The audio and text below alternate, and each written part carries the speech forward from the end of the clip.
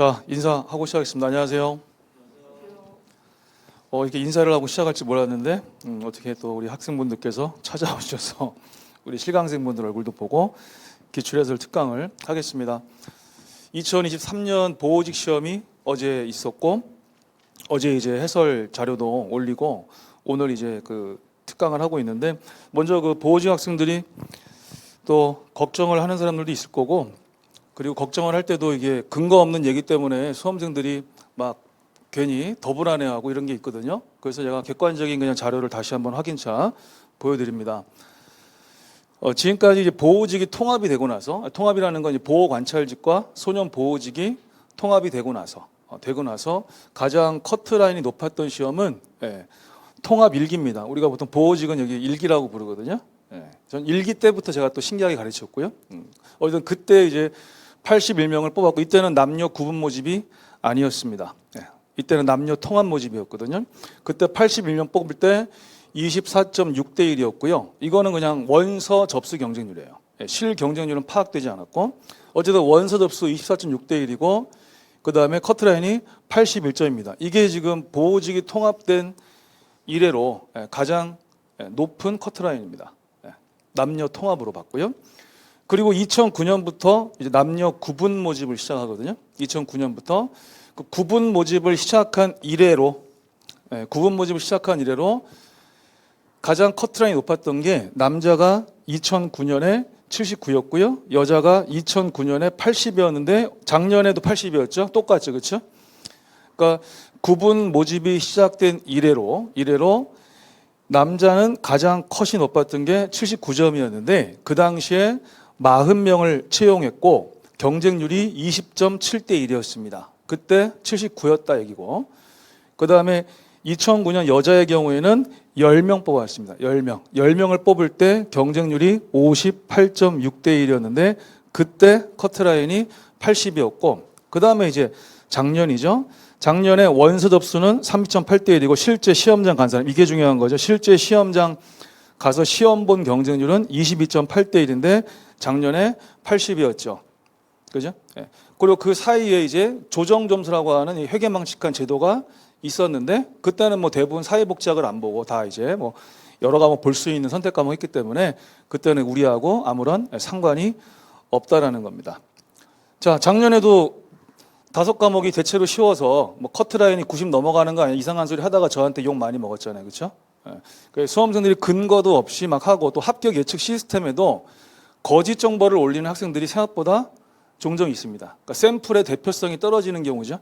그런 경우가 종종 있어서 여러분들이 그걸 그대로 믿으시면 안 될 거 아니에요. 근데 어쨌든 이제 학생들이 하는 말에 귀 기울이지 말고 역사적으로 이랬고 그다음에 올해는 지금 제가 정확히는 알 수 없지만 뭐 한국사가 작년보다는 어려웠다. 한국사가 그죠? 작년보다는 어려웠다. 그랬고 또 형사소송법이 작년보다 어려웠다. 분명히 어려웠다. 얘기했죠. 사회복지는 작년하고 그냥 비슷합니다. 비슷해요. 중요한 건 이제 우리는 하향 평준화. 제가 수업 시간에도 많이 강조했죠. 하향 평준화가 되어 있고 제가 선택 과목이 이제 자신 직렬 전문 과목으로 정상화되고 나서 작년에 첫 해였는데 그때는 아마 똑같을 거다. 별로 발전이 없을 거다. 여전히 국영 한 중심으로 공부를 할 거다. 했고 그 예측이 정확히 맞았었고 올해 2년차 때 제가 여러분들하고 같이 수업하면서 오늘 몇 명이 저 보겠다고 온 거잖아요. 하면서 제가 좀 기대를 했었죠. 오, 좋아. 막 장학생도 막 하고 했는데 2월 동영 모의고사 때 여러분들 어땠습니까? 어이가 없었잖아요. 그렇죠? 선생님을 막 실망시켰죠. 제가 문제를 특별히 어렵게 낸 적이 없는데 취약한 부분들 많았었고 법령도 약했었고 그랬지 않습니까? 그래서 뭐야 왜 이래? 장학생이 한 10명 이상 나올 줄 알았는데 뭐야? 이랬잖아요. 그래서 제가 이제 물어봤더니 개별적으로 하는 말이 뭐 공부가 안 된다? 또는 다른 과목을 좀 더 올리려고 다른 과목에 시간 투자를 많이 하다 보니까 또 이게 휘발성이 강해서 사회복지가 많이 까먹었다? 등등등 했죠? 그래서 문제가 어려운 거냐 아니면 내가 확실히 좀 공부가 부족했던 건지는 이제 기출문제를 보면서 확인을 해야 될 거고 오늘은 또 어제 시험 본 사람도 있지만 또 6월에 시험을 봐야 될 사람들도 있기 때문에 일단 공부도 좀 하면서 가야 된다.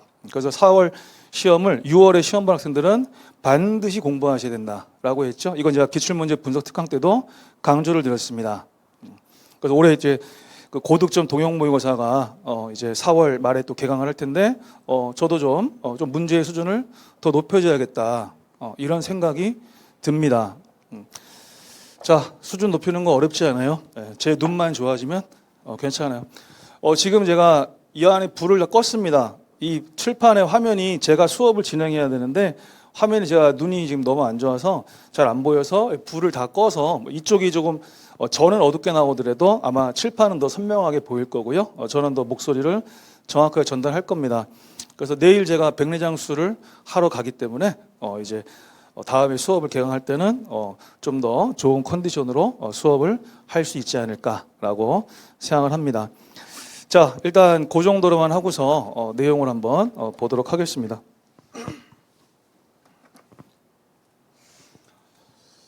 자, 일단 단원별 출제 비중인데요. 이 사회복지학 개론도 그렇고 다른 개론 과목들도 그렇지만 비중이 전체적으로 어느 정도는 있지만 그러한 비중이 사실 수험생들에게 중요하진 않습니다. 전체적인 비중이 여기 1부가 있고요. 그 다음에 2부가 있잖아요. 근데 뭐 이런 거가 뭐 몇 퍼센트 이런 거 진짜 웃기는 얘기인데 어쨌든 제가 항상 얘기는 하죠. 1, 2부에서 보통 14문제에서 16문제가 나온다. 근데 올해는 15개가 나왔으니까 일반적인 비중이 맞죠. 그 다음에 나머지 3부하고 4부에서 4문제에서 6문제가 나오는데 5개가 나와서 일반적인 비중은 맞죠. 전체적으로는 그렇지만 안으로 들어가면 장별로는 되게 편중이 심했던 시험입니다. 장별로는. 그런 게 아쉽죠. 개론이면은 좀 골고루 내줘야 되는데 그런 게 아쉽습니다. 공무원 시험에서 그러니까 출제위원들이 그런 거를 좀 안배를 못하는 건 아쉽지만 우리한텐 그게 중요하지 않아요. 우리는 나온 시험 문제를 어떻게 하느냐가 중요한 거지. 이 출제위원이 왜 이렇게 냈어? 이런 건 전혀 중요한 게 아니지 않습니까? 그래서 이런 걸로 시간 낭비하지 말고 어쨌든 저희는 또 평가를 해줘야 되니까 일단 발달사에서 지금 2년 연속으로 우리나라가 안 나왔어요. 아쉽죠. 대한민국 출제위원께서 대한민국을 안 냈습니다. 하지만 이게 일반적이냐? 일반적이지 않습니다. 알았죠? 일반화시키지 마세요. 알았죠? 자, 2년 동안 안 나왔을 뿐이지 나오는 게 일반적이다라는 거고 그 다음에 페미니즘의 분파 있죠? 이거는 우리 개론에서 가르치지 않는 내용입니다. 우리 대학생들이 배우는 사회복지학 개론책에 페미니즘은 있어도 페미니즘의 분파가 얼마나 많은데요. 어제 4개 나왔죠? 이거 처음으로 나온 거예요. 분파가 4개가 나온 건 처음이에요. 근데 4개보다 훨씬 많아요. 그런데 어쨌든 신기하게 정답률이 높다라는 겁니다. 신기하죠? 그래서 생소한 게 중요한 게 아니라 읽었을 때 나는 이게 답인 것 같은데 왜 그랬을까? 이것도 한번 확인해 봅시다. 얘를 지금 공부하는 게 중요한 게 아니라는 겁니다. 그 다음 2부에서 너무 좀 편향됐는데 자, 인간행동에 대한 이해가 3문제 나온 건 우리 사회복지직, 보호직, 공무원 시험에서 최초입니다. 최초. 이게 진짜 놀라운 일이죠. 그 다음에 조사론이 최근 보호직에서 출제 비중이 높아진 건 제가 워낙 많이 말씀드렸잖아요. 작년에도 하나, 재작년 2개, 그 3년 전에도 2개 해서 보호직이 오히려 조사론의 출제 비중이 사회복지직을 능가하고 있다 했는데 이게 너무 놀라운 게 인행사하고 조사론에서 5문제가 나온 거예요. 20개 중에서 5문제가 사회복지 기초 과목에 나왔습니다. 그러니까 제 느낌상으로는 1급 출제위원을 여러 번 했던 교수님이 2분이 들어가신 건지 모르겠지만 되게 특이한 케이스입니다. 어쨌든 특이하나 마나 우리한테 뭐가 중요해요? 내가 배운 거면 맞으면 되는 거고 만약에 안 배운 게 생소한 게 있으면 그 안에서 어떻게 찾으면 되는 거잖아요. 이거를 제가 가르쳐주고 있는 거고 자, 아쉬운 거 지역사회복지 안 나왔죠. 행정론도 안 나왔죠. 아쉽습니다. 좀 개론답게 고르게 나와야 되는데 그런 것들이 아쉽습니다. 그리고 또 하나 놀라운 게 3부에서 직접적인 문제가 작년에도 안 나오고 올해도 안 나왔습니다. 사회보장 파트에서. 사회보장에 관한 내용이 전혀 없는 건 아닙니다. 아니지만 직접적으로 3부에 있는 내용이 작년에도 안 묻고 올해도 안 물었습니다. 근데 이것도 일반화시키면 안 됩니다. 알았죠? 왜냐면 작년하고 올해 안 나온 거예요. 근데 2021년에는 한 문제가 나왔고 2020년에는 여기서 5문제가 나왔거든요. 5문제? 그만큼 출제위원에 따라서 달라지는 거라는 거지. 우리는 항상 공부를 잘 하고 있어야 되는 겁니다. 자, 공무원 시험은 20문제이기 때문에 힘든 거라고 제가 많이 말씀드렸죠. 자, 그 4부에서 나왔고 노인복지 2문제 나온 것도 특이하고요. 자, 들어가 보겠습니다. 자, 너무 쉬운 거는 제가 조금만 하고 좀 더 설명해야 되는 거여서 시간 안배를 제가 하도록 하겠습니다. 특히 6월에 우리 사회복지 보실 분들은 정말 잘 들으셔야 됩니다. 자, 1번 문제, 자신 있게 자선조직협회와 인보관운동에 대한 설명이 나왔죠. 딱 보는 순간 반가웠을 거고, 일단 자선조직협회는 빈곤의 원인을 개인의 결함에서 찾았다. 너무너무 중요한 얘기죠. 가장 중요한 부분이고요. 그 다음, 인보관운동은 대학생 등이 중심이 되어 진행한 활동이었다. 그래서 바네트 목사를 주축으로 해서 우리 젊은 지식인들, 주로 대학생들이었죠. 교회 청년들이 다 대학 다니는 청년들. 그 다음, 3번 자선조직협회의 기반이 된 이념으로 사회적 다원주의를 줄 수 있다. 이게 사회 진화론이죠. 그렇죠? 사회적 다원주의가 사회 진화론이죠. 너무 중요한 내용이죠. 그리고 이제 4번이었는데 자, 인보관 운동은 하면서 우회 방문원을 활용한 이렇게 나왔어요. 그러면 인보관 운동 나오고 우회 방문원을 활용했다는 말을 보는 순간 어때요? 공부 그냥 조금만 한 사람들도 바로 틀렸다. 이게 1번에 했으면 시간도 아깝겠다. 그렇죠? 이게 4번에 했으니까 어쩔 수 없이 여기까지 읽고 왔겠지만 어쨌든 우회 방문원을 활용했다 보는 순간에 바로 자선조직협회인데 틀렸죠? 자, 다만 뒤에 놓으시면 돼. 사회조사를 통해서 통계자료를 생성하고 다양한 교육사업을 진행한 거는 그건 인보관 내용 맞습니다. 맞고 자, 2번입니다. 2번 문제를 잘 보세요. 특정 현상을 사회 문제로 규정하기 위한 조건입니다. 어떤 현상을 사회 문제로 규정할 수 있는 조건을 따지는 거죠. 조건. 그러면 현상의 원인이 사회 구조적 요인에서 기인해야 된다. 사회 문제면 그 원인이 사회 구조적인 요인에 기인해야 된다. 이건 우리가 이제 사회 문제 파트에 제 박스 첫 번째 시작되는 박스가 있습니다. 거기에 사회 문제 정의가 있고 그 내용이 오늘의 해설 그대로예요. 책에 있는 내용입니다. 그게 책에 있는 내용 그대로고 너무나 기본적인 거죠. 사회 문제는 원인이 사회적인 거죠. 그렇죠? 개인적인 부분에서 출발을 하더라도 그게 사회적으로 돼야 되죠. 그렇지? 개인의 문제가 개인의 문제로 끝나면 그건 사회적인 문제가 절대 될 수 없다 그랬죠? 자, 그래서 당연히 사회적인 요인이 사회 구조적인 요인이고 두 번째에서 현상이 사회 구성원 다수에게 부정적인 영향을 미쳐야죠. 사회 문제가 되려면 소수나 개인에게 영향을 주는 게 아니라 다수에게 영향을 주는 건데 문제라는 건 당연히 부정적인 영향인 거죠. 맞구나 하는 거죠. 그 다음에 4번을 먼저 보면 다수의 사회 구성원 또는 사회적으로 영향력이 있는 사람들이 현상을 문제로 인식해야 돼. 이것도 완전 상식적인 내용 아니겠어요? 사회 문제가 되려면 다수가 인식해야 돼. 다수가. 그리고 비록 다수는 아니더라도 힘 있는 자들. 힘 있는 자들이 문제라고 보면 왜 고치려고 할 거 아니야. 벽 바꾸려고 하겠죠? 그러면 사회 문제 될 수 있지. 이 현실이잖아, 현실. 자, 근데 3번을 보시라고요. 집단적인 사회적 행동. 그냥 집단 행동, 사회 행동이라고 합시다. 그 행동을 통해서도 현상의 개선이 불가능해야 한다. 자, 그러면 아무리 노력을 해도 개선이 불가능해야 된다는 걸 언제 입증하고 앉아있고 야, 일단 행동해봐. 니들이 행동해가지고 불가능하면 사회 문제로 쳐줄게. 이게 말이 돼? 이게 말이 되냐고. 한번 해봐. 100만 명이든 1000만 명이든 한번 해봐. 해도 해결 안 되면 그때 사회 문제로 내가 인정해줄게. 이게 말이 되냐고. 이게 논리적으로 말이 안 되는 거잖아요. 그렇죠? 근데 이거 틀린 학생들한테 한번 물어보란 말이죠. 문제 풀 때는 그런 판단력이 안 됐으니까 틀리는 거예요. 그지? 문제 풀 때는 왜 나 그 판단이 안 됐을까? 그냥 찍을 때 그러면 3번 안 찍었으면 다른 거 찍었을 거 아닙니까? 그럼 다른 건 왜 찍었을까? 이상한 거잖아, 그지? 이게 시험 볼 때의 나의 마인드 컨트롤, 집중력.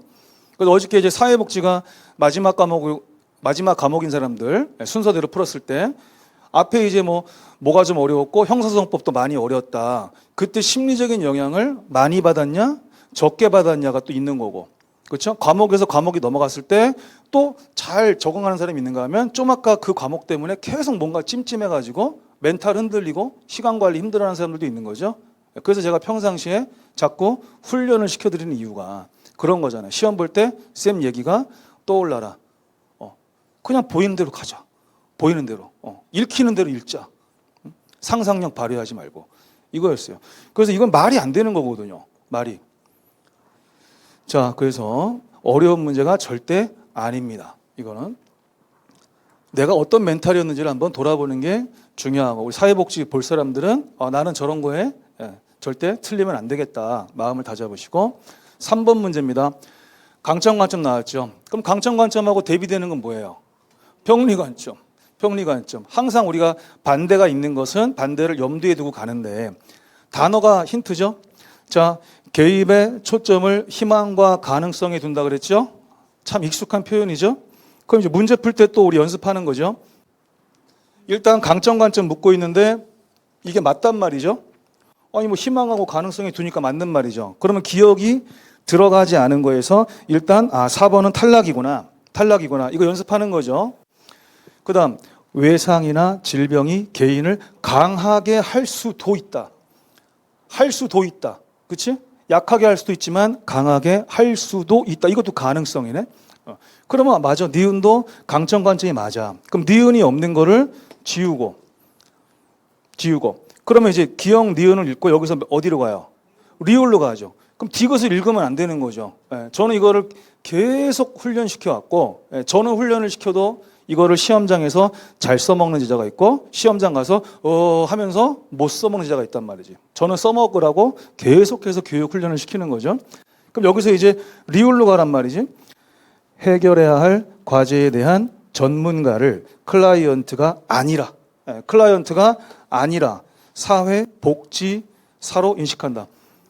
그러면 기본적으로 병리 관점하고 강점 관점의 가장 중요한 차이점이 클라이언트를 주체로 인식하느냐 객체로 인식하느냐 했잖아요. 그죠? 이건 지금 클라이언트를 객체로 보는 거죠. 전문가인 사회복지사가 주체 아닙니까? 이거는 병리 관점이구나. 그러면 리을은 틀렸으니까 당연히 얘가 들어간 게 틀렸겠죠. 그럼 답은 이제 2번이 되는 거죠. 이렇게. 지금 중요한 거는 답만 알면 되는 게 아니라 답에 대한 설명만 들으면 되는 게 아니라 문제를 풀 때 나는 지금 시간 관리를 잘하고 있는가. 시간에 쫓겼는데 시간에 안 쫓기기 위해서 또는 시간에 덜 쫓기기 위해서는 문제 풀 때 선생님한테 배운 대로 풀자. 너무 중요한 거라는 겁니다.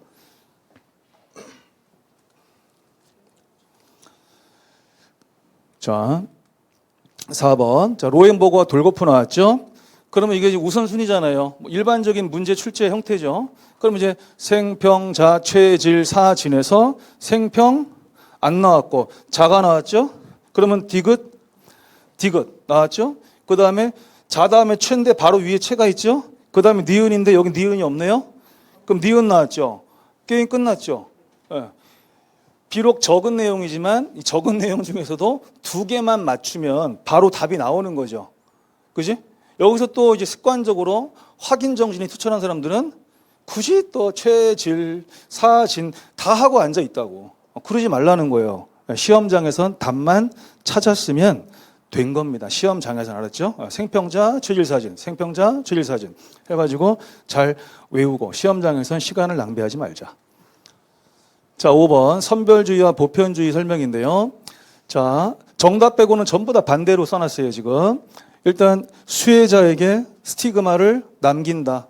스티그마는 기본적으로 자산조사 할 때부터 생길 수 있겠죠. 자산조사를 꼭 하는 건 선별주의겠죠. 반대.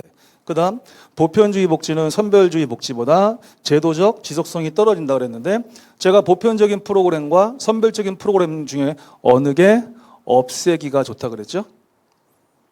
어느 게 없애기 좋아요? 선별적인 거지. 그지? 만약에 대통령이 내일 국민연금 없앱니다. 총 맞아 죽습니다. 건강보험 싹 없앱니다. 죽는 거야. 보편적인 프로그램은 한 번 만들면 없애기가 엄청 힘듭니다. 선별적인 프로그램은 너무 많거든요. 그죠? 그렇기 때문에 당연히 지속성은 보편주의가 강할 수밖에 없죠. 자, 설명을 많이 안 해도 되는 것 같은데 하는 것 같으면 눈치 주세요. 너무 쉬운 거 설명하신다 그러면 눈치를 주시라고 오늘 온 김에. 자, 그다음에 3번 보세요. 우리나라의 장애수당과 장애인연금 모두 선별주의죠. 우리 장애인 복지법에 뭐 장애수당, 장애아동수당, 장애보호수당 있었죠. 얘네들은 전부 자산조사를 해요, 안 해요? 뭐 나온 것만 보시다. 장애수당 자산조사 해요, 안 해요? 하죠. 그렇죠? 자산조사를 한다라는 건 선별적 복지죠. 아무나 주는 거 아니죠. 다만 우리가 또 사회복지 공부해야 되니까 장애수당은 경증, 중증, 경증, 그렇죠? 경증 장애수당인 거고 자산조사를 하는 거죠. 그죠? 자, 나이는 18세 이상이겠죠. 그 다음, 장애인 연금법은 공공부조법이죠. 얘가 이제 3부 사회보장론에 나오는 애긴 애지. 그치? 공공부조 제도고 2010년부터 시작을 했다. 뭐 공공부조 제도니까 당연히 선별주의다. 뭐 너무 쉬운 문제죠. 4번, 보편주의는 선별주의에 비해서 사회적 효과성보다 비용 효과성을 더 강조. 이것도 반대죠. 자, 완전 기본이니까. 자, 6번입니다. 사회복지와 복지국가에 대한 주요 학자의 견해로 옳은 거를 찾아라. 이런 문제 참 좋습니다. 여러 단원에 걸쳐서 나오는 문제 있죠.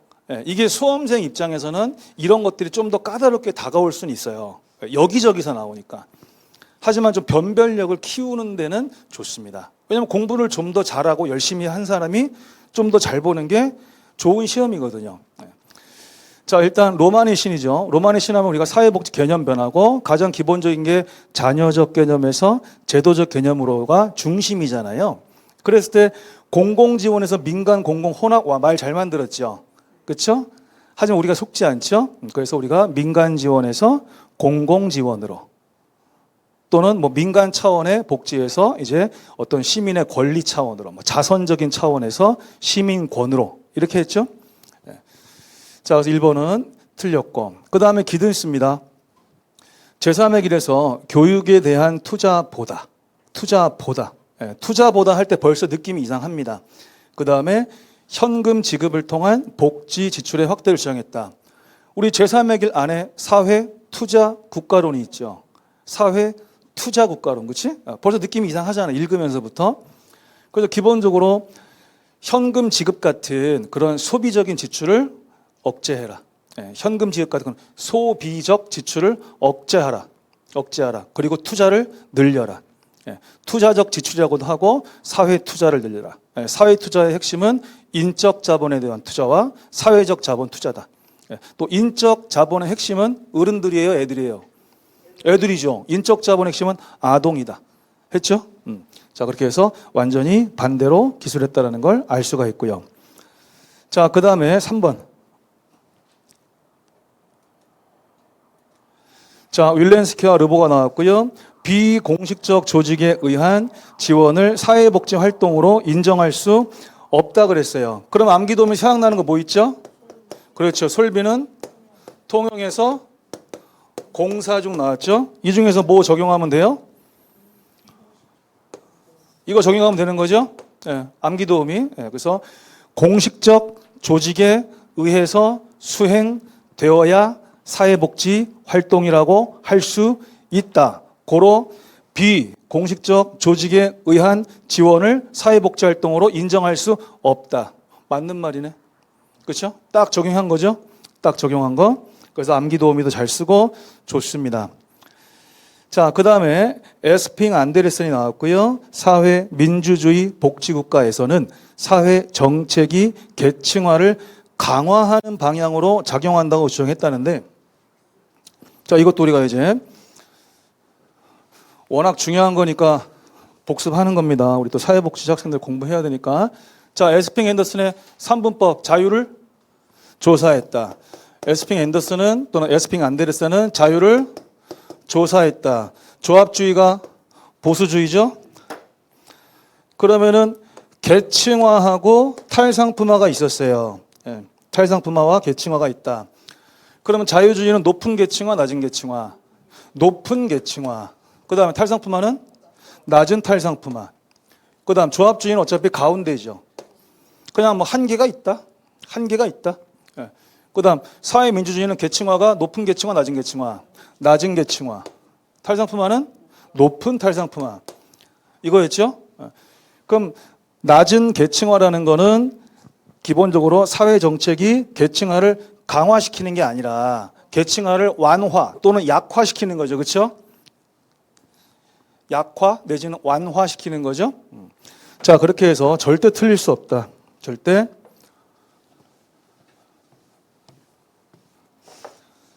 자, 다음 문제 또 갑니다.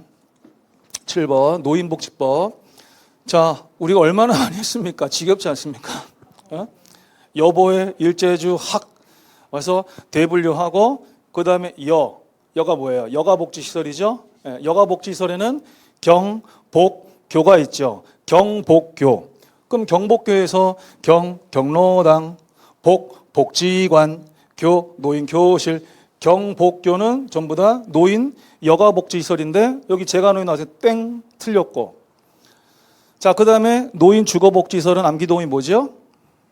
그렇지. 양공주. 그렇죠? 노인 주거복지시설에는 양로시설. 노인 공동생활가정. 주는 뭐예요? 노인복지주택. 그렇죠? 그래서 양공주. 그래서 노인 주거복지시설. 그 다음에 노인요양은 무슨 시설? 노인 의료복지시설. 그렇죠? 노인요양시설. 노인요양 공동생활가정. 그래서 노인요양. 그럼 요양 들어가 있잖아요. 노인요양. 그죠? 예. 노인요양. 그러면 이제 노인 의료복지시설이죠. 자, 그래서 양공주에서 지금 양로하고 노인복주택 해서 양주가 나왔네요. 노인 주거복지시설. 이런 거 나오면 뭐 그냥 빨리 풀고 좀 심리적으로 좀 차분해지겠죠. 아무래도. 하지만 다른 사람들도 대부분 맞기 때문에 별로 변별력은 없을 거다. 자, 매슬로우 나왔습니다. 매슬로우의 초기 연구에서 제시된 5단계 욕구 위계이론 갑니다. 우리가 다 알고 있는 그거죠. 자, 자아 실현의 욕구가 있고 안전의 욕구가 있다. 그럼 우리는 이제 욕구가 있으면은 맨 밑에 있는 애가 가장 강해요? 맨 위에 있는 애가 강해요? 맨 밑에죠, 그렇죠? 최하위 욕구가 가장 분명하고 가장 강력하다 그랬죠. 자, 그걸 적용하는 겁니다. 자아 실현의 욕구가 안전의 욕구보다 강도가 더 강하다? 반대네. 안전의 욕구가 하위 욕구니까 안전의 욕구가 더 강하겠지. 그럼 반대고.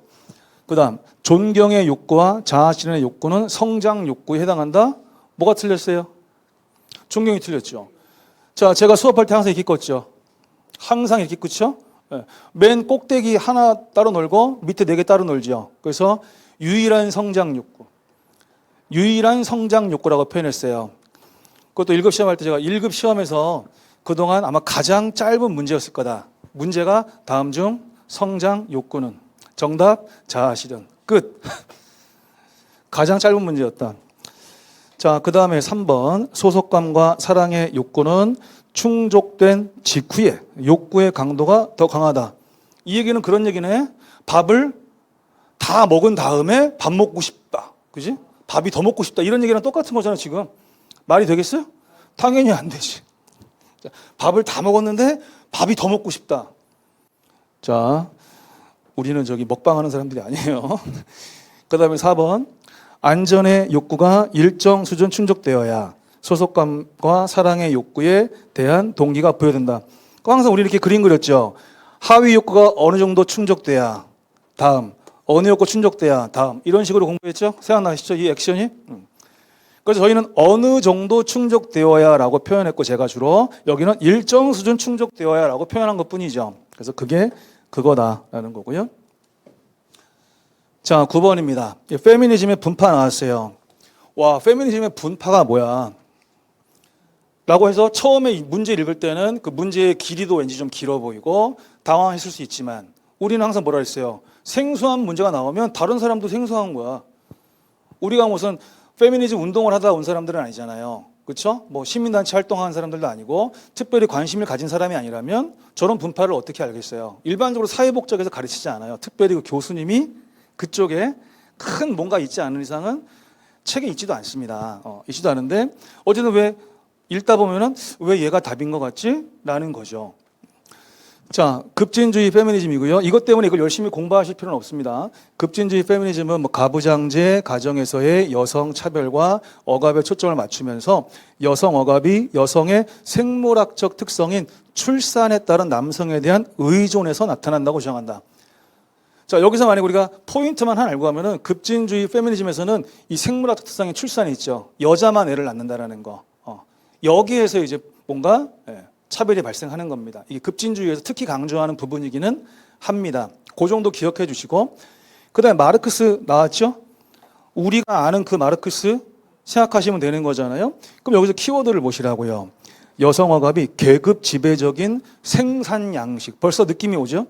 그러면서 자본주의 체제가 낳은 불평등. 마르크스 맞지? 그 다음에 거기에 기인하니까 자본주의를 타파하라. 자본주의 타파. 마르크스 맞죠? 자, 그 다음. 자유주의 페미니즘입니다. 자유주의 앞부분은 맞아요. 요거는 2011년도 우리 사회복지 기출문제에서 옳은 문장으로 한번 나왔습니다. 우리 기출문제 분석 특강 했죠. 있는 그대로 받아들이는 건데, 자, 페미니즘은 이쪽 자유주의는 제도 및 관습상의 차별 또는 뭐 교육의 불평등으로 인해서 여성학의 발생. 이거는 맞는 말이에요. 근데 중요한 거는 여기서 어떻게 답을 찾았을까 합니다. 어제 제가 실강 학생들하고 다 통화를 해봤는데 이 문제를 다 맞았단 말이죠. 둘 다 공통적으로 이거를 공부를 따로 안 했잖아요. 그죠? 지금 한 학생 안 왔지만 어쨌든 맞았거든요. 근데 어떻게 맞았을까 한데 뭔가 안 맞는 거지. 그 문장 안에서 모순이 발생하는 거예요. 그 문장 안에서 모순이 발생하는 거. 이따가 장애인 복지 쪽에서 뭐 모델 얘기 나올 건데 그 안에서도 모순이 나옵니다. 사회적 모델이라는 게 나오는데 갑자기 심리적인 상실이래. 그 안에서 모순이 사회적인 거면 사회적으로 찾아야 되잖아. 그지? 심리적이면 심리에서 찾아야 되고 신체면 신체에서 찾아야 되고 그지? 근데 그 안에서 모순이나 불일치가 발생하는 겁니다. 그러니까 걔네들을 공부하지 않았지만 이상한데? 이상한데? 하는 겁니다. 보이는 대로 봐라. 이거예요. 근데 실제 시험장에서 너무 긴장을 많이 하면은 보이질 않습니다. 근데 어떻게 보이는 대로 봅니까? 보이질 않는데요. 눈물 나오지 않아? 모의고사 때 많이 긴장해서 뭐 시간 관리 못했어요 하는 사람들. 자, 선생님 얘기를 잘 들으란 말이야. 자, 봐봐. 지금 분명히 원인은 제도, 관습상의 차별했어. 제도나 관습상의 차별. 그 다음에 교육의 불평등이었죠. 그럼 이거 하려면 제도나 관습을 바꿔야겠네? 그렇잖아. 그대로 하는 거지. 교육 불평등이면 교육을 남자들과 똑같이 잘 시켜줘야겠네? 평등하게. 교육을 평등하게. 남자들만 대학 보내지 말고 여자들도 대학 보내고 해야겠네? 그러지 않겠어? 근데 여기서 뭐라 그래요? 어디 갔어? 자, 사적 영역이 갑자기 나온단 말이야. 이렇게 떠들어 놓고서 사적 영역인 가정에서 노력하라는 거 아니겠어? 불일치하잖아요. 제도 관습 나오고서는 지금 사적 영역인 가정에서 여성의 종속 문제를 해결하라는 거야. 어떻게 제도를 바꾸죠? 말이 안 되지 않습니까? 그래서 어저께 그 시험 보고서 저하고 통화했던 학생들도 읽다 보니까 다른 거는 왠지 다 그게 그거 같은데. 그지? 급진주의, 마르크스, 사회주의는 다 그게 그거 같은데, 이 자유주의 페미니즘만 말이 좀 안 해서 안 맞는 것 같아. 이러는 거였죠. 그럼 보이는 대로 가시는 거예요. 알았지? 자, 사회주의. 자, 사회주의도 잡하겠네. 자, 여성억압의 원인을 자본주의의 본질인 계급억압, 그 다음에 가부장제 성억압, 간의 결합에서 찾으면서. 그러면 지금 뭐 계급, 그 다음에 성, 여기서의 억압을 얘기했고요. 그러면 해결로 남성이 담당하는 유급의 생산노동, 그 다음에 여성이 담당하는 무급의 가사노동의 이분법적인 사회구조를 타파하라고 지금 주장하는 거죠. 지금 계급 억압과 성 억압이 지금 뭐예요? 남자는 돈 받는 유급, 여자는 돈 안 받는 무급, 그 다음에 남성, 여성, 성. 다 나왔잖아, 지금. 문맥이 맞잖아, 논리적으로. 그죠? 이것 때문에 여러분들이 나 6월 사회복지 때 페미니즘 연구해야 되나? 이게 아니라고. 이거 말고도 분파가 많다고. 뭐 포스트 모더니즘, 뭐 페미니즘도 있고, 뭐 에코 페미니즘도 있고, 별의별 페미니즘이 많아. 그거 공부하지 말고 읽고 내가 읽히는 대로 판단을 하면 되는 문제들이다. 알았죠? 자, 10번입니다. 고령화. 이 문제는 일반 시사 상식을 깔고 있어요. 이거는 우리가 물론 교과서적으로 배운 것들도 있지만 일반 시사 상식 이것도 깔고 있단 말이죠. 하지만 분명히 제가 수업 시간에 얘기해드렸던 거고 이론 시간에 강조해드렸던 겁니다. 이론 시간에. 봐보세요. 자, 고령화 관련해서 2022년 12월 현재 우리나라는 고령사회로 분류된다. 제가 수업 시간에 얘기했죠? 대한민국은 현재 고령사회입니다. 얘기했죠? 대한민국은 현재 고령사회입니다. 이론 수업 언제 했지? 2022년에. 우리 이론 강의는 2022년에 했잖아. 7, 8월하고 9, 10월에. 대한민국은 고령사회입니다. 근데 몇 년 있으면 초고령사회가 될 거예요. 이랬지? 그리고 또 뭐라 그랬어요? 여러분들은 노후 대비를 자식들 믿으면 안 되고 여러분들은 여러분이 하셔야 돼. 알겠지?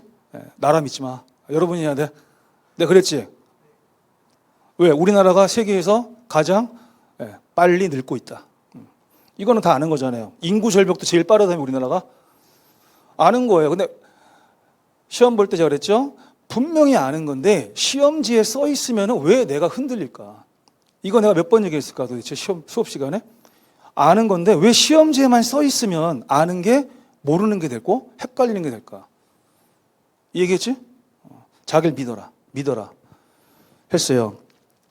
자, 그래서 자, 다시 한번 우리나라는 현재 고령사회에 맞고 그 다음에 노령화 지수는 생산 가능 인구 수를 몰라도 구할 수 있다. 그럼 이것도 우리가 노령화라고도 하고 노년화라고도 하죠. 책에 동의어 다 있고 제가 얘기해 줬죠? 노령화, 노년화 같은 말이다. 같은 말. 그리고 우리 인구를 어떻게 끊었어요? 0에서 14세, 15에서 64세, 65세 이상. 이게 유엔에서 나눈 거잖아요. 유엔에서. 이걸로 가지고 우리가 뭐 고령화니 고령이니 초고령 하는 거고. 그랬을 때 얘가 지금 생산 가능 인구죠? 생산 가능 인구. 근데 노령화는 지금 뭐랑 따지는 거예요? 노령화는 유년 인구 대비 65세 이상 인구의 비율이죠. 그래서 제가 이것도 어떻게 했어요? 고령화니 고령이니 초고령이 할 때는 전체 인구 대비 65세 이상 인구의 비율이다. 무엇 대비 65세 이상 인구인지 이거를 외우라 그랬죠?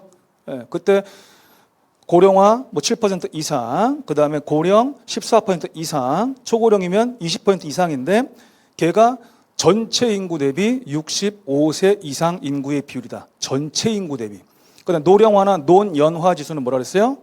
유년 인구 대비 65세 이상 노인 인구의 비율이다. 그럼 가운데 인구 몰라도 되네. 이거죠. 외웠냐 안 외웠냐지? 외웠냐 안 외웠냐?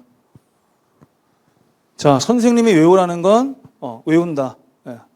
또 강조해. 어저께 내가 시험 끝나고 그 유튜브 잠깐 짧은 거 올렸던 거에 되겠지만 고득점으로 붙는 사람들은 중요한 내용을 정확하게 암기한다. 계속 강조하고 있죠.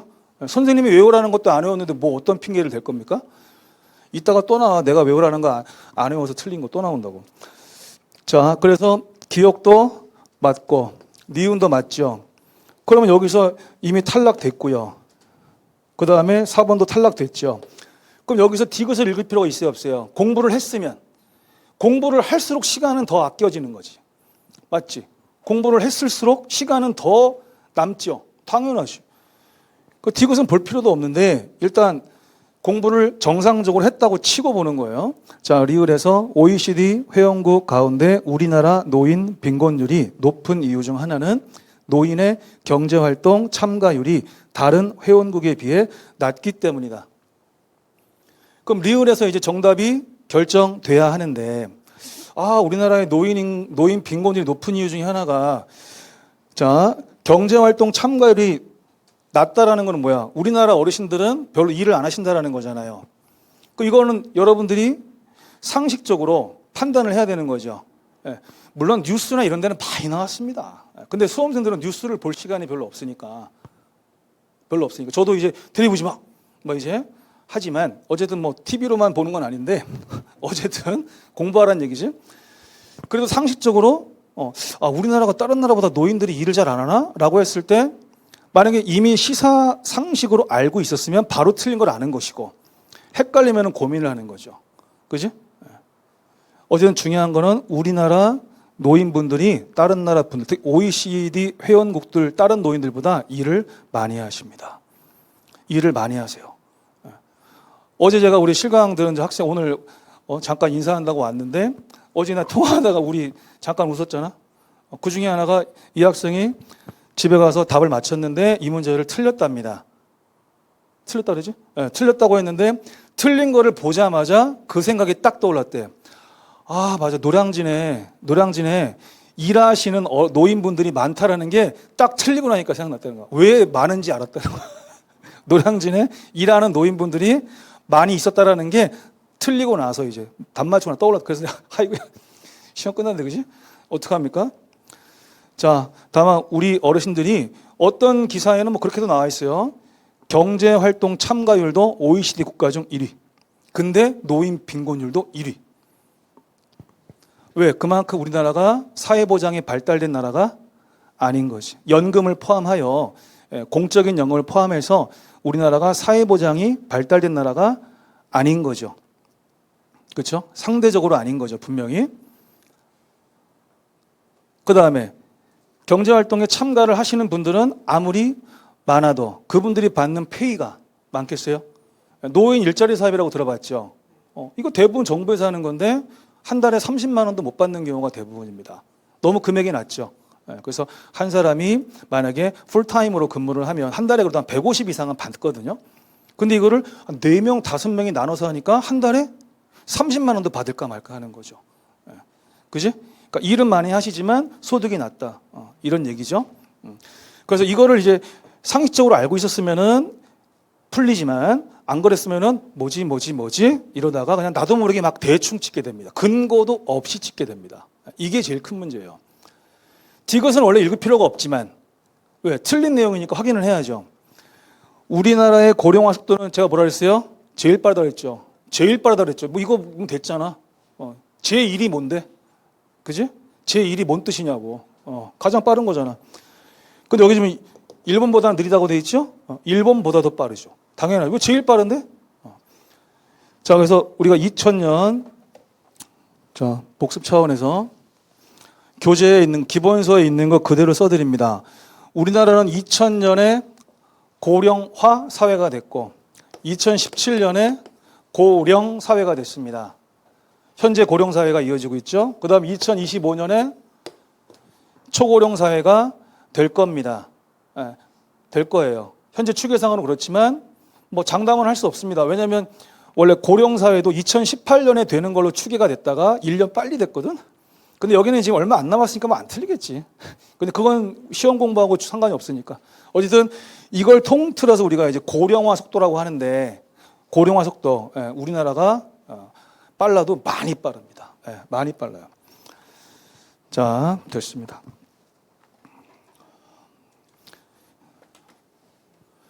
(6월에) 사회복지 시험 아니면 이렇게 제가 좀 자세하게 설명 안 하는데 6월에 우리 또 사회복지 학생들 걱정돼서 자 11번 갈게요. 자, 다음에서 설명하고 있는 연구 방법이었어요. 이거는 시간을 되게 많이 아꼈겠죠. 처음에 읽자마자 무작위 할당을 통한 양 집단의 배치죠. 그렇죠? 그러면 우리가 뭐 실험 설계, 유사 실험 설계, 전 실험 설계, 비실험 설계 4가지 구별을 했고 거기서 제가 꼭 외우라고 하는 건 뭐였냐면 실험 설계하고 유사 실험 설계의 차이는 하나다. 뭐? 그렇죠. 난선화 여부. 난선화 여부를 다르게 표현하면 무작위 할당 여부, 무작위 배치 여부. 이거죠. 그거는 꼭 외워라. 다른 건 외우지 마라. 선생님이 외우라는 건 외워야죠. 그럼 무작위 할당을 했다는 건 그냥 뭐 실험 설계네. 게임 끝났네. 그지? 단일 사례는 왜 나왔을까? 그지? 여기에 다른 걸 하나 더 넣어놓지. 그치? 유사 실험. 1회 사례 연구는 우리 어느 설계예요? 그렇죠. 1사단 정비인데 어디에 들어가죠? 원시전선. 그렇죠? 원시전선 1사단 정비니까 1회 사례 연구는 원시 실험 설계 또는 전 실험 설계 이쪽이죠? 오케이.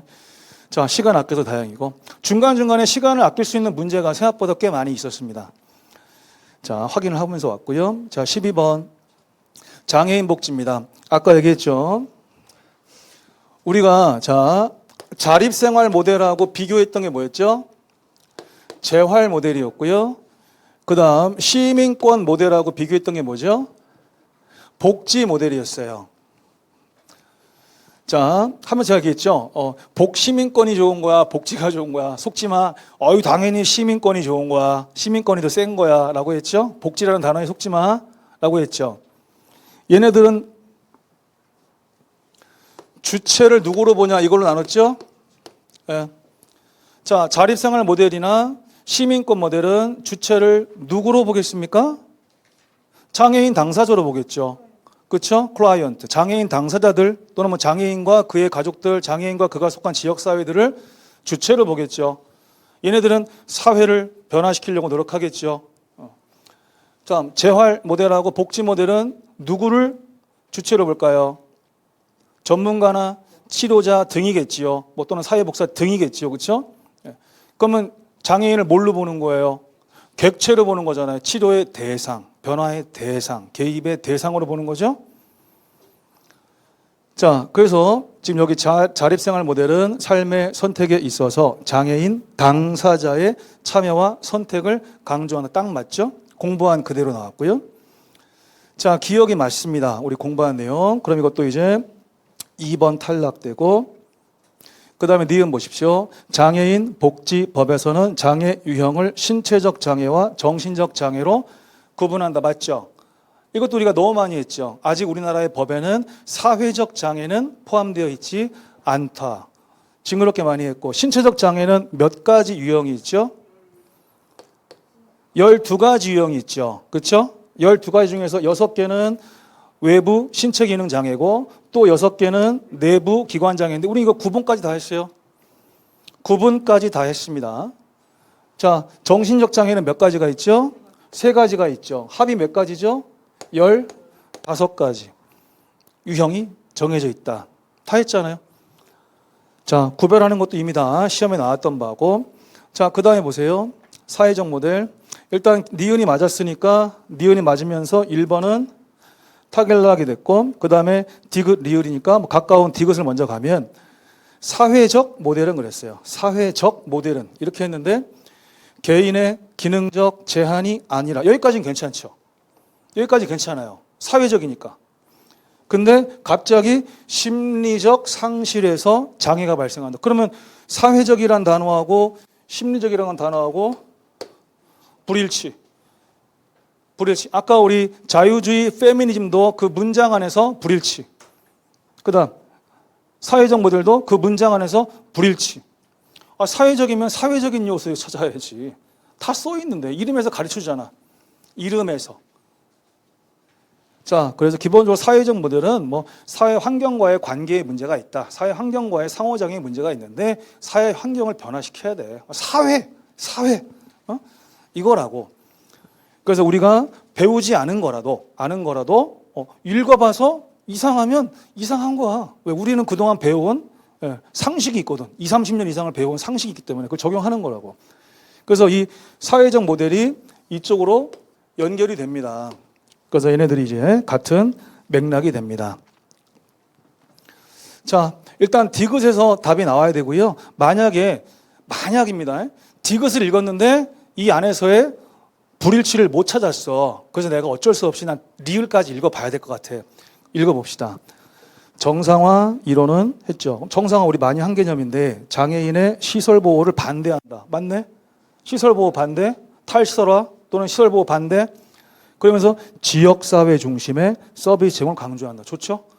그러면 이제 디귿에서 좀 혼동이 있었더라도 리을을 보니까 기억, 니은, 리을이구나.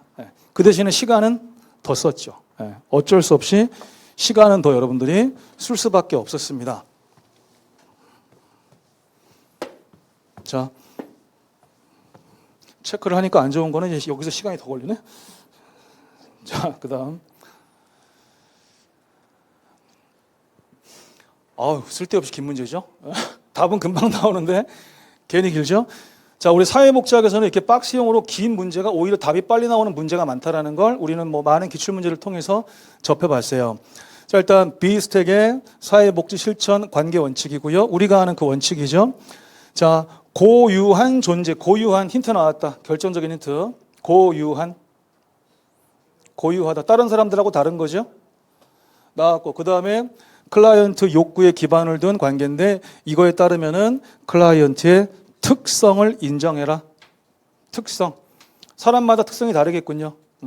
여기서 개별화가 나왔죠. 그럼 여러분들은 여기서 시간 아끼는 게 더 중요한 거예요. 이런 것들은 답 찾았다고 좋아할 게 아니라 얼마나 시간을 덜 썼냐가 중요한 거거든요. 그럼 여기서 한번 잠깐 넘어가 보면은 개별화가 확실히 나왔단 말이죠. 그러면 빨리 3번, 4번을 아웃시키죠. 그 다음에 수용이 있죠. 그럼 니은 읽어야 돼요? 읽으면 진짜 이건 정말 이상한 겁니다. 읽었으면. 그럼 빨리 뭐를 읽어야 돼? 다를 읽고 기분이 좋아야 돼. 왜 기분이 좋냐? 아이고야, 이것만 읽으면 끝나는구나. 시험 볼 때 이런 게 기분이 막 좋으면 잘하고 있는 거예요. 왜? 그럴수록 내 집중력은 높아지고 시간 아끼면서 내가 지금 잘하고 있는 거거든. 자, 그럼 여기서 다로 갔죠. 다로. 자신의 감정을 자유롭게 표현하고 싶어 한다. 그럼 자유롭게 표현하도록 사회복사가 의도적으로 노력해야겠네. 그렇지? 의도적으로. 자, 그러면 가와 다만 읽고 답이 나와야 된다. 시간 관리를 어떻게 하고 있는지 잘 보셔라. 지금 우리 박스형 벌써 여러 문제 풀고 있지만 박스 안에 있는 걸 다 읽고 답이 나오는 경우가 거의 없네? 그렇지? 우리 기출문제 풀 때도 그랬죠. 다 읽어야지만 되는 경우도 있어요. 있어. 하지만 대부분은 뭐예요? 박스 안에 있는 걸 다 안 읽고도 답이 나오는 거지. 자, 그 일반 사지선다도 4번이 답이 아닌 이상 중간에 끝나는 경우가 많은 거죠. 그렇지? 자, 나머지 내용은 너무 우리가 기본적인 내용이니까 지나가도 될 것 같습니다. 우리 학생들이 선생님 이건 다 알아요. 지나가 달래요. 자, 그 다음에 14번입니다. 이번엔 면접 기술, 상담 기술. 자, 여기 보세요. 한 주제를 마무리하고 다른 주제로 이동하는 것을 용이하게 한다. 이거 올해 1급 시험 봤지? 1급 시험에 나온 어떤 문제랑 되게 비슷한 거 같잖아? 그치? 그래서 1급 시험에서는 이제 상담에서 주제를 전환할 때 이제 유용한 기술이 뭐냐 이렇게 나왔거든요. 주제를 전환할 때 꼭 다른 주제로 이동하는 거잖아요. 주제를 전환하는 거. 거기서는 이제 다이렉트로 답이 요약이었습니다. 요약. 그러니까 제가 문 풀 때 그 1급 시험 문제 얘기해 주면서 요거는 되게 간단한 문제 같지만 개념을 정확하게 알지 못하면 어려운 문제일 수 있다 했죠. 그래서 다른 주제로 이동한다는 건 주제를 전환하는 건데 그때 용이한 게 요약하는 거죠. 우리 지금까지 이런 얘기 했죠. 아, 그렇습니다. 그러면 이 얘기로 한번 넘어가 볼까요? 이럴 때 써먹는 거거든. 요약. 자, 좋습니다. 그 다음에 3번도 보세요. 클라이언트가 한 말의 내용, 감정, 의미 등을 정리하는 거. 이것도 요약이죠. 1번의 내용과 3번의 내용이 둘 다 요약이네요. 요약. 자, 요약이 그동안 뭐 출제 비중이 거의 매우 약했거든요. 거의 잘 안 나왔는데 이번에 두 문장에서 나왔습니다. 우리는 요약을 잘 공부해 왔고요. 좋습니다. 자, 바꿔 말하기는 두 글자로 표현하면 환원. 그렇죠? 좋습니다. 환원. 클라이언트가 말을 했는데 똑같이 말하는 게 아니라 비슷한 다른 용어를 써서 말하는 거죠. 됐고. 그 다음에 직면, 정답은 너무 확실하고요. 직면은 우리 공무원 시험에서 출제 비중 1등이니까 우리가 정말 더 열심히 했죠. 그래서 얘는 설명 시간을 아끼겠고요. 그 다음에 격려라는 건 뭐였어요? 말로 인정해주고, 말로 칭찬해주는 거죠. 자, 그 다음에 여기 4번의 문장 보세요. 클라이언트가 자신의 감정 표현을 촉진하도록 한다. 그럼 표현을 하게 되면은 뭔가 좀 풀리고 시원해지겠죠. 그래서 환기 내지는 정화법이겠죠. 환기법, 정화법. 해석이라는 건 뭐였어요? 클라이언트가 자신의 문제를 잘 몰라. 몰라. 그러니까 사회복사가 전문가로서의 지식과 직관을 활용해가지고 전문가로서의 지식과 경험, 직관 이런 거를 활용해가지고 설명해 주는 거죠. 당신이 그런 거는 이런 것 때문으로 보인다. 그럼 클라이언트가 내가 그래서 그랬구나 해서 이해하고 통찰하도록 돕는 기법 중에 하나입니다. 해석이나 통찰, 직면, 이런 것들이 다 이제 프로이드의 정신분석에 나온 건데 프로이드의 내용에서 상당 부분이 통찰을 돕는 거예요. 그 사람이 깨닫게 도와주는 거. 자, 참고하십시오. 이거 중요한 참고사항입니다. 그 다음 15번 측정에 대한 설명입니다. 자, 측정의 신뢰도가 높으면 타당도는 높을 수도 있고 낮을 수도 있죠. 그래서 이게 빨리 안다고 하면 이제 그림 생각하라 그랬죠. 신뢰도가 높을 경우에 타당도가 높을 수도 있고 타당도가 낮을 수도 있다. 빨리 그려보면 되는데 헷갈릴 경우에는 신뢰도가 높을 경우 타당도가 높을 수도 있고 낮을 수도 있다. 빨리 그려보라 그랬고요. 그 다음에 서열 척도는 했는데 속성 간의 거리나 간격을 동일한 것으로 본다. 그럼 여기 다 나왔잖아. 동간 척도. 같을 동을 같을 등으로 바꾸면 되지. 그치? 등간 척도. 다 가르쳐주잖아요. 지금 다 가르쳐주잖아. 자, 그 다음에 디귿. 신뢰도 검사는 측정 도구가 일관성 있는 결과를 도출하는 일관성이죠. 신뢰도, 일관성, 측정 도구의 일관성, 측정의 일관성 정도. 너무 쉽다. 시간도 아꼈을 것 같고요. 4번을 보시면 측정 시 발생하는 비체계적 오류에는 문화적 차이에 의한 편향. 이 편향이 힌트죠. 또 사회적 적절성 편향. 역시 편향이 힌트죠. 자, 체계적 오류가 한쪽으로 쏠린 게 체계적 오류였죠. 편향이죠. 신뢰도는 있지만 타당도가 없다. 또 신뢰도는 높지만 타당도가 낮은 그런 케이스죠. 그렇죠? 일관성은 있지만 그런 케이스였고, 그 다음에 비체계적 오류는 무작위 오류였습니다. 무작위 오류를 가장 쉬운 말로 표현하면 제가 5글자로 뭐라고 표현했냐면 사소한 실수. 그렇죠? 비체계적 오류, 무작위 오류를 정말 쉬운 표현으로 바꾸면 사소한 실수, 나도 모르게 하는 실수. 자, 그렇기 때문에 비체계적 오류는 조사 결과에 큰 영향을 줍니까? 안 줍니까? 안 줍니다. 그렇죠? 오케이, 복습했어요. 복습. 자, 그 다음에 16번입니다. 자, 가족 단위의 개입에서 활용하는 주요 기법에 대한 설명이고, 이거 우리 가족 치료 모델에서 배웠던 기법도 있고, 뭐 재구성은 뭐 면접 기술에도 이미 배웠죠. 자, 뭐 재구성, 재명명, 재정의 했고요. 걔는 문제를 다른 시각에서 바라볼 수 있도록 돕는다. 뭐 다른 시각으로 보라는 거는 긍정적 시각으로 바라보도록 돕는 거겠죠. 뭐 너무나 당연한 거죠. 자, 그 다음 2번입니다. 자, 가족 조각은 했는데 밀착된 가족 성원들을 분리시켜 적절한 경계를 만들도록 돕는다. 그러면 밀착된 경계, 다 같이 좋네요. 밀착된 경계, 그 반대에는 유리된, 분리된 경계. 제일 바람직한 거는 명확한, 분명한 경계 하면은 학자가 떠오를까요? 미누친. 오케이. 또 모델은 무슨 모델? 구조적 가족치료 모델. 그쪽이죠. 자, 그 다음에 우리 조각 있죠. 뭐 가족 조각, 가족 그림 하면은 떠오르는 사람 있을까요? 사티어. 또 모델은 경험적 가족치료 모델. 그렇죠? 조각은 뭐였죠? 시각적 공간적인 표현이었습니다. 이걸 다르게 표현하면 사티어가 비언어적 자기 표현이라고 했다. 됐죠? 뭐 그 정도만 합시다. 자, 그 다음에 3번 역설적 지시는 문제가 된다고 판단되는 행동을 유지하거나 그렇죠. 증상 처방 딱 나오잖아 벌써. 고득점 받은 사람 딱 나오잖아 벌써.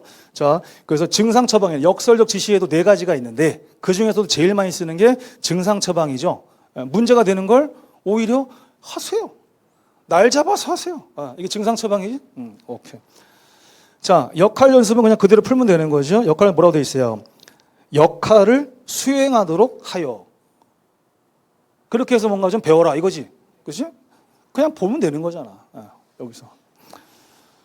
좋습니다. 정신건강복지법이 나왔고요. 자, 이것도 제가 외우라는 거를 선생님 말 듣고 외웠으면은 정말 쉽게 정답 찾는 건데 쌤 말 안 듣고 또 안 외웠으면은 당연히 또 뭐 어딘가 엄한 게 찍거나 아니 운 좋게 맞거나 하는 거겠죠. 자, 정신건강증진시설이 있고요. 정신건강증진시설에는 3개가 있는데 제가 이거를 외워달라고 그랬어요. 언제부터 외우라고 그랬냐면은 7, 8월 이론 수업 때부터. 그 7, 8 이론 수업 때 했고요. 그 다음 9, 10월 심화 이론 때 제가 또 역시 수업하면서 외우라고 했고요. 그럼 벌써 수업만 2번 했네. 그 다음에 핵심 요약 정리 수업 때 또 했고요. 물론 책에 다 있습니다. 3번 했죠.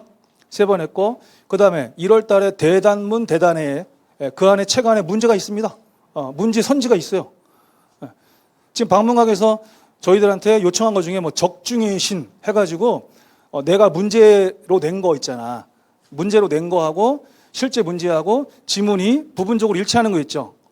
완전히 똑같은 것도 있을 수 있고 그런 것들을 찾아서 이제 방문각에다 공지를 한대 홈페이지에. 그거 내가 그걸 지금 하고 있거든. 할 일이 너무 많아 지금 너무 많은데 하다 보니까 와 내가 졸라 잘 가르쳤는데 하다 보니까 문제만 해도 이론 수업이 아니야. 그럼 문제로만 지금 해야 되거든. OX나 사지선다로. 거기 보기 다 나왔어. 대단모 대단해도 정신건강증진시설이란. 그 다음에 이번에 마지막 법령특강. 그 몇 번 한 거니? 이론 2번, 핵심 요약, 대단문 대단해, 법령 5번. 수업만 5번 했다. 그럼 난 뭐라 그랬을까? 외우세요. 이건 외우세요. 내가 했지. 그리고 내가 외울 때 힌트가 뭐였냐면 전부 다 6글자예요. 6글자가 힌트예요. 6글자가 힌트예요. 기억나? 기억나냐고. 6글자가 힌트예요. 그지? 그래서 정신건강증진시설에는 정신요양시설, 정신의료기관, 정신재활시설 3가지가 있는데 이건 외우셔야 돼. 아직까지 안 나온 건데 외우라 그랬어 내가. 왜? 나올 것 같아서. 그 말을 믿었으면 기분 좋게 푸는 거지. 아니 정신건강증진시설에 정신요양시설도 있고 의료기관도 있고 재활시설도 있는데 그 의료기관에 재활시설 또 있어. 말이 돼? 말이 되냐고. 얘는 지금 따로 3개인데 말이 되냐고. 안 되잖아. 그지? 그 말이 안 된다. 의료기관이면 병원이나 의원이겠지 뭐. 뭐 공부해 이거를? 의료기관이면 병원 의원 아니야? 동네 의원, 동네 큰 병원. 이게 의료기관이겠지. 자, 따질 필요도 없다. 그냥 쌤이 외우라고 한 것만 외웠고, 쌤이 6글자 힌트까지 알려줬고, 응? 했잖아. 안 외웠지? 수업을 7일부터 했는데 쌤 말을 안 들었잖아, 지금. 쭉 했지만 쭉 말을 안 들었지. 어제 틀리고 나니까, 아씨, 쌤 말 들을걸. 쌤이 5 수업에 걸쳐서 해줬는데, 그러니까 내 커리를 다 탄다고 해서 다 시험 잘 보는 게 아니란 말이야. 내 말을 잘 따라야 시험을 잘 보는 거지. 뭐 커리만 타면 시험 잘 보나? 그건 아니지. 자, 그래도 뭐 고득점 합격 수기 이벤트 참가했잖아, 그지? 자, 좋습니다. 자, 그 다음에 이거 뭐 정신건강 사회복사, 정신건강 작업자 새로 들어왔죠. 그렇죠? 4개 중에 포함되잖아요. 임상심리사도 있고, 간호사도 있고, 이건 다 이미 다 한 거고, 다 아는 거고. 그 다음에 정신질환자의 정의 이런 거 볼 필요가 있을까요? 이런 정의를 틀리게 하는 사람이 있을까? 그럴 리가 없잖아. 이런 건 내가 신경 쓰지 말라 그랬고. 어쨌든 중요한 건 뭐예요? 3, 4번 넘어갈 일이 없다. 선생님이 외우라는 거 외웠으면은 이미 2번에서 게임이 끝났기 때문에 왜 3, 4번을 읽고 시간 낭비를 합니까? 이거 틀린 사람은 4번까지 분명히 읽었을 거라고. 시간은 더 쓰고 답은 틀리고. 시간 덜 쓰고 답은 맞고. 뭘 선택할 건데 여러분들이. 정확히 외워. 알았지? 작년에 사회복지직이 보호직보다 고득점이 많았잖아요. 많은 이유 중에 하나는 물론 난도에 약간의 차이도 있었지만 2달이나 더 공부했어. 그렇지? 난도에 약간의 차이도 있었어. 약간의 난도 차이. 하지만 2달이나 더 공부했다고. 마지막에 고득점 도형 보였을 때 생각나죠? 수업 들었던 사람이 있으면 얼마나 나한테 혼났습니까? 이게 지금 고득점 동영 모의고사입니까? 기본기도 모르는 학생들한테? 이러면서 수업했잖아. 자, 우리 또 고득점 받고 온 또 제자들이 있으니까 올해는 제가 좋은 컨디션으로 더 쌈박한 문제들을 기분 좋게 한번 만들어 보도록 하겠습니다.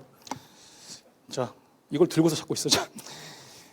자, 쌤이 외우라는 걸 외우자. 그러면 좋다. 자, 그 다음에 이제 6세에서 12세죠. 이게 출제가 좀 재밌으신 분인데 보통 7세에서 12세라 하거든요. 아니 봐봐. 초등학교 1, 2, 3, 4, 5, 6학년이잖아. 그러면 7, 8, 9, 10, 11, 12. 6년 토를 해야 되잖아. 그치? 아니면 6, 7, 8, 9, 10, 11 하든가. 근데 그럼 초등학교를 7년 다니라는 얘기야? 출제위원이 좀 약간 좀 사고방식이 독특하신 분이긴 합니다. 하지만 이게 중요한 거 아니죠. 그렇죠? 이 연령 또래가 어떤 때인지 우리가 알고 있고 그렇습니다. 그래서 이 시기를 우리는 보통 아동기나 학령기라고 표현합니다. 근데 중요한 게 뭐냐면 1급 시험은 매년 출제되는 내용입니다. 매년.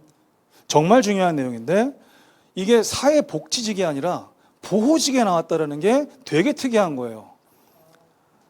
특이해. 저는 그래서 지금 좀 제발 사회복지직이 좀 더 어렵게 사회복지학 개론이 나왔으면 좋겠는데, 왜냐면 그들은 다 라이센스가 있는 사람들이니까. 그지? 보호직 중에는 사회복사 라이센스가 없는 사람들이 더 많거든. 훨씬 많을걸? 훨씬. 근데 왜 걔들한테 이런 문제를 내냐고. 그죠? 1급 시험을 보는 사람들이면 사회복지직들은 연관성이 많잖아요. 연관성이. 근데 왜 보호직 냈을까? 하지만 우리는 그거를 비판할 상황이 아닙니다. 왜? 문제 나왔으면 어떻게든 뭐라도 적용해가지고 답을 찾는 게 중요한 겁니다. 맞죠? 자, 초등학교입니다. 자, 1차 신체적 성장 급등기인데, 자, 전체적으로 가장 성장 속도가 빠른 거. 자, 제가 6월 달에 사회복지 때문에 또 이거를 그려드립니다. 자, 이게 수업하면 진짜 재미있는 파트인데, 이게 공무원 시험에서는 지금 최초로 나온 거잖아요. 우리가 공무원 시험에서는 뭐 노년기에서 그 인지발달, 임종의 5단계 있죠. 죽음에 적응하는 5단계에서 부분적인 타협이지만 우수하군. 그거가 이제 19년도에 서울 사회복지계 처음으로 나온 거고, 그 다음에 발달 단계 얘가 두 번째로 나온 건데, 얘가 훨씬 내용이 많죠. 훨씬 많죠. 자, 그러면은 이걸 제가 고득점 도용 때도 해줄까 말까 지금 좀 고민을 하고 있는데, 이게 공부를 하려고 하면 공부할 게 많거든요. 태어나기 전이 1번이에요. 지금 여기가 지금 3 밑에 태어나기 전이 1번이고, 그 다음에 태어나서 첫 번째가 2번이거든요. 그러니까 엄마 뱃속에 있을 때가 태내기 1번. 세상 밖에 나왔죠. 나와서 보통 0에서 2세. 보통 그렇습니다. 이때를 영학이라고 합니다. 이때가 성장 속도가 제일 빨라요. 태어나서 1년 지나잖아요. 그럼 태어났을 때보다 몸무게가 3배나 더 나갑니다. 1년 후에 몸무게 3배나 더 나가면 대박이죠. 내가 1년 후에 240kg가 되는 거야. 내가 1년 후에 말이 되겠어? 대박이지, 그지? 키는 1.5배가 더 커. 1.5배. 그럼 내가 서장훈보다도 훨씬 크게 되는 거야. 훨씬. 놀랍지? 이때가 제일 빨라. 1등. 2등은 청소년기입니다. 2등은 청소년기. 자, 쟤는 지금 거기에도 못 끼는 거예요. 그래서 3번이 이제 보통 3에서 6세. 그 다음에 이제 여기를 우리가 이제 보통 뭐 유학이나 학령 전기라고 표현을 합니다. 그 다음에 여기가 이제 저 초등학교예요. 여기 이제 거의 대부분 7에서 12세로 내거든요. 7에서 12세로 내요. 저 7년은 진짜 이상합니다. 자, 어쨌든 뭐 그건 정답 찾는 거랑 상관이 없기 때문에 이게 이제 아동일 때는 뭐 신체적인 성장 속도는 그냥 완만하다. 완만하다. 특별히 빠르지도 느리지도 않고 그냥 꾸준히 잘 크고 있다.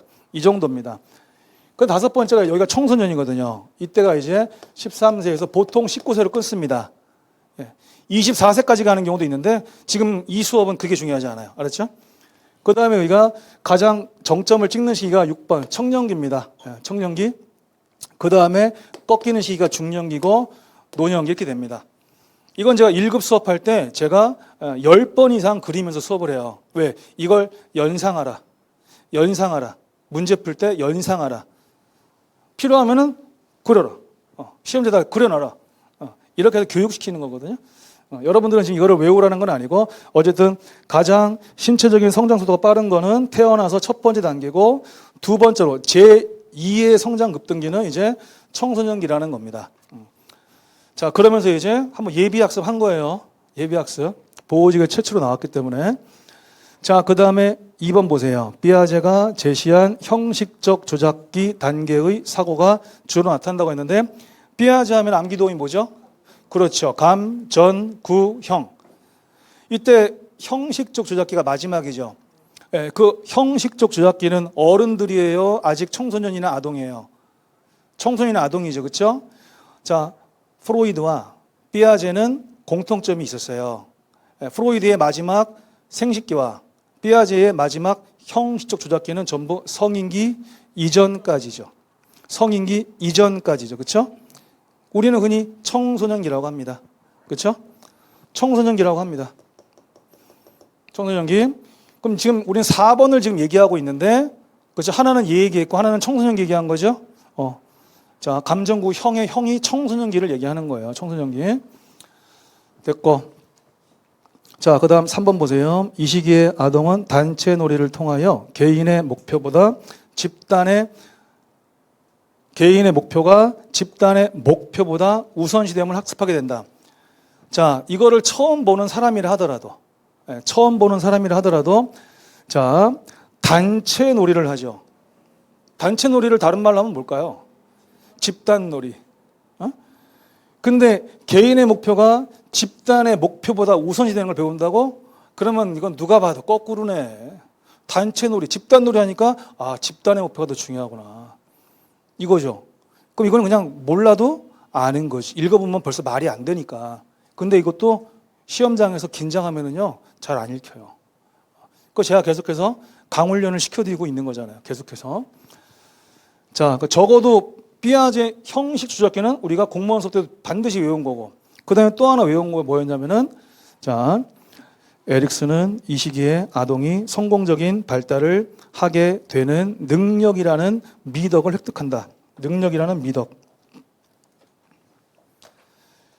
자, 공무원 시험에서는 아직까지 이게 나온 건 아니었어요. 하지만 제가 수업 시간에 짬 공부용으로 암기도우미 특강 있죠. 그거 다 들어라. 다 들어. 조회수도 뭐 그게 꽤 되더만. 특히나 이게 조회수가 제일 많더라고요. 조회수가. 그랬을 때, 자, 유초, 유학, 청소년부죠. 그 유초, 유학이 이때잖아요. 그렇죠? 초등학교라는 건 내가 다 알겠으니까. 학령기가 초등학교야, 초등학교. 그 다음에 신자, 주, 근. 그러면 위기는 근면성 대 열등감. 이거죠. 그럼 그 암기도우미 특강가 몇 분 되지도 않는 거 듣는 김에 이것까지 들은 거잖아. 그지? 그러면 희의 목, 능, 성사 뺐지. 희, 목, 능이죠. 네 번째니까 능이 뭐야? 능력 또는 유능성. 능자가 다 있네. 능력 또는 유능성. 그럼 네 번째인 것만 알았으면은 앞에서 아 이건 너무 생소한데 난 보호직인데 뭐야 난 사회복 전공도 안 했는데 하다가 오 그것도 희, 목, 능 네 번째 나와서 능력 이러면은 맞추는 거잖아. 그렇지? 유초, 유, 학, 희, 목, 능 이거만 맞추면 되는 거죠. 그러니까 어제 답찰할 때 이걸로 금방 찾았다는 거잖아. 그지? 이게 1번 했으면 더 빨리 찾았을 텐데. 자, 됐습니다. 배운 것만 잘하면 됐다라는 얘기를 합니다. 보통 시험 못 보고 투덜투덜 거리는 애들이 대부분 하라는 건 안 해. 신기하게. 자, 보세요. 서구의 사회복지 발전 과정에서 나타난 제도에 대한 설명인데, 자, 최초의 사회보험 나왔고요. 그럼 우리는 키 188의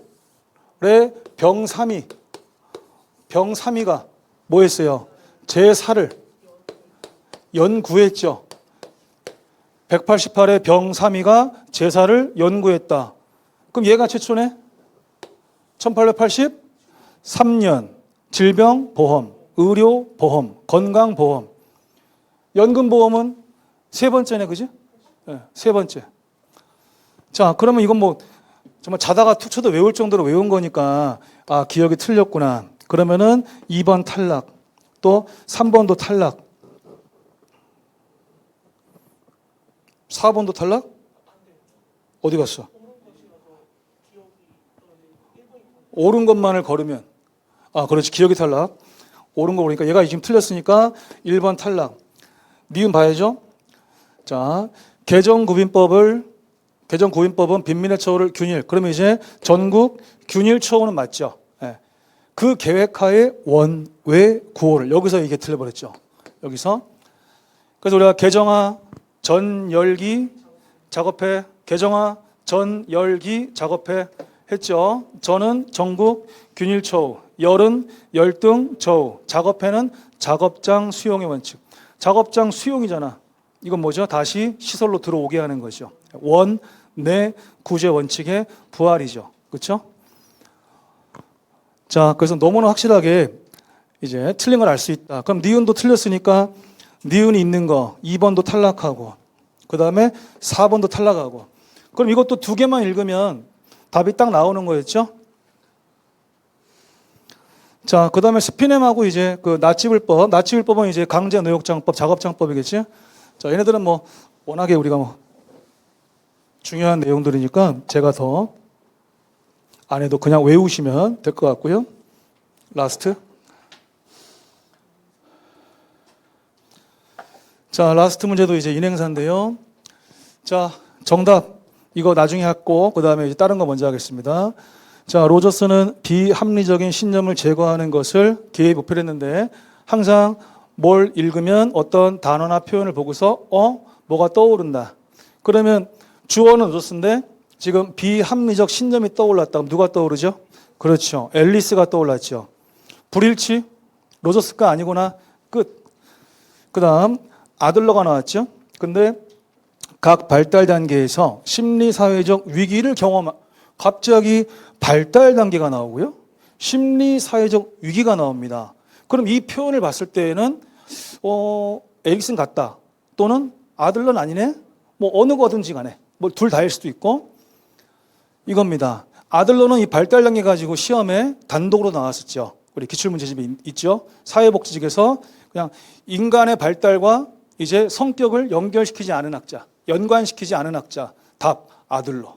그때 이제 프로이드, 에릭슨, 융이 있었고 답은 아들러죠. 자, 그래서 맞아, 아들러는 발달 단계가 없지. 그래서 우리 공부한 적도 없지. 왜 없으니까 없지. 이거였고. 그 다음에 3번 프로이드가 나왔어요. 자, 무의식을 강조했다. 이거는 뭐 너무 중요하지만 그 다음이 문제죠. 그래서 무의식을 계무, 진무로 나눴다. 우리는 수업할 때 계무, 진무 하면 누구? 융. 이렇게 했잖아. 계무, 진무, 융. 이렇게 했죠. 자, 그래서 앞은 프로이드요, 뒤는 융이었구나. 그러면 이제 1번이 맞는데. 자, 반듀라는 인지적 요인을 강조했죠. 반듀라의 이론을 무슨 이론이라고 불렀죠? 인지학습. 이건 이제 반듀라가 좋아하는 표현이에요. 일반적으로 우리가 사회학습 이론이라고 하죠. 사회학습. 사회학습이 관찰학습이죠. 관찰학습이 대리학습이고, 그렇죠? 이거는 인지가 있기 때문에 가능한 거죠. 네. 그러니까 반듀라한테 인지는 너무 중요하다. 그러니까 반듀라는 그냥 나를 인지이론학자로 불러주세요라고 이제 하기도 했다. 인지. 또 스키너와의 가장 큰 차이점이기도 했죠. 그렇지? 스키너는 인지를 고려하지 않았기 때문에 객관적인 측면, 외적인 측면만 인정하지만 반듀라는 인지를 고려했기 때문에 객관적, 주관적, 외적, 내적 다 인정하고 있죠. 이거였죠? 그 다음에 이것 때문에 내가 마지막에 푸는 거예요.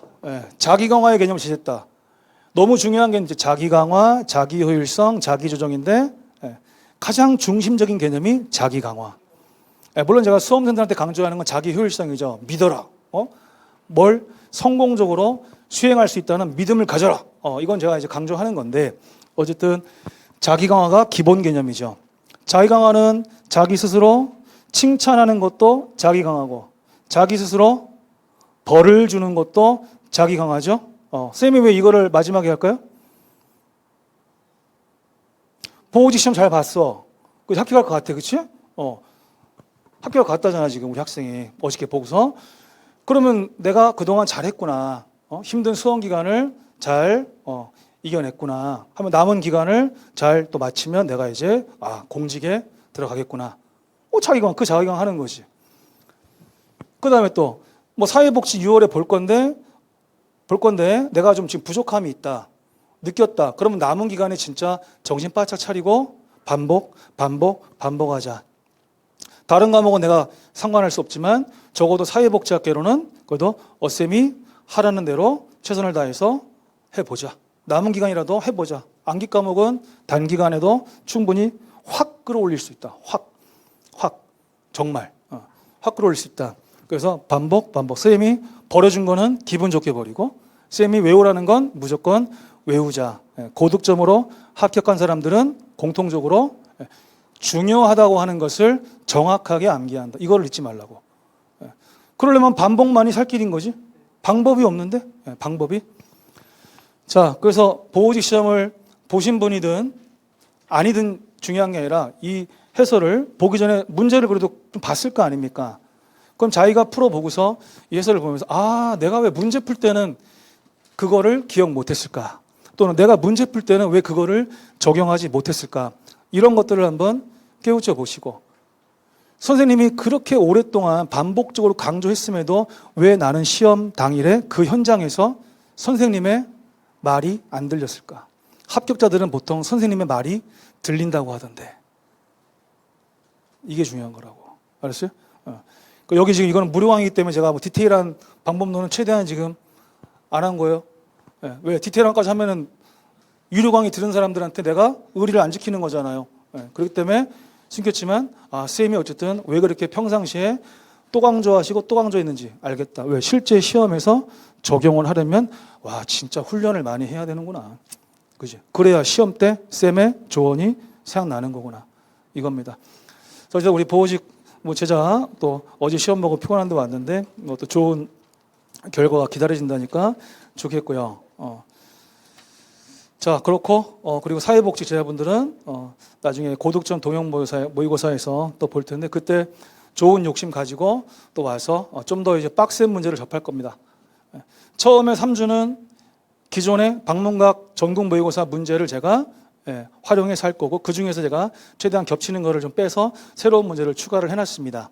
제가 수술에 대비해서 미리미리 좀 해놓은 일이 많아요. 왜? 나는 제2형 인간이잖아. 항상 미리 계획해서 딱딱. 그래서 이제 수술하고 나서는 더 이상 눈을 버릴 수가 없기 때문에 회복을 위해서 제가 최대한 좀 컴퓨터 모니터를 보거나 뭐 핸드폰 화면을 보고 이런 것들을 최대한 안 해야 되기 때문에 그래서 최대한 미리 할 수 있는 일을 지금 하고 오늘 밤 내일 새벽까지 하고 내일 이제 수술하러 갈 겁니다. 어쨌든 여러분들은 여러분들의 직업을 위해서 목표를 위해서 최선을 다하다가 좋은 컨디션으로 다시 만나면 좋겠습니다. 자, 수고하셨습니다.